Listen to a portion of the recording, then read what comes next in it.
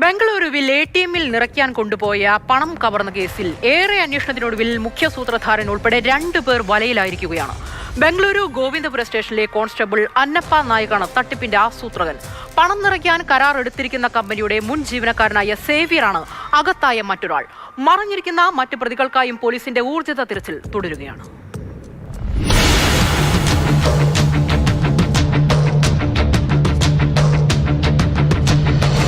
പോലീസുകാരനായ അന്നപ്പ നായിക്കിന്റെ നേതൃത്വത്തിലുള്ള 5-അംഗ സംഘമാണ് പണം തട്ടിയതിന്റെ പിന്നിൽ. കവർച്ച ആസൂത്രണം ചെയ്തതും നടപ്പിലാക്കിയതും ഇയാളുടെ നേതൃത്വത്തിലാണ്.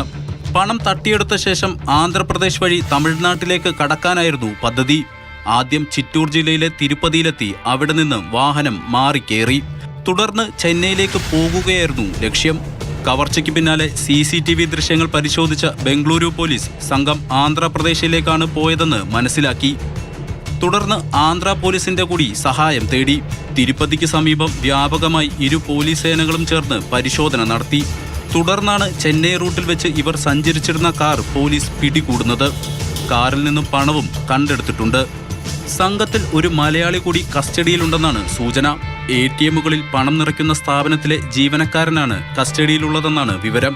നേരത്തെ തന്നെ ജീവനക്കാരുടെ പങ്കിനെ സംബന്ധിച്ച് പോലീസിന് സംശയമുണ്ടായിരുന്നു. കസ്റ്റഡിയിലുള്ളവരെ പോലീസ് വിശദമായി ചോദ്യം ചെയ്തു വരികയാണ്.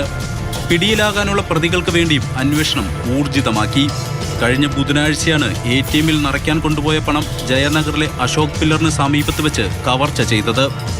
ആദായ നികുതി വകുപ്പ് ഉദ്യോഗസ്ഥർ എന്ന വ്യാജേന എത്തിയാണ് ജീവനക്കാരെ കബളിപ്പിച്ച് 7,11,00,000 രൂപ തട്ടിയെടുത്തത്.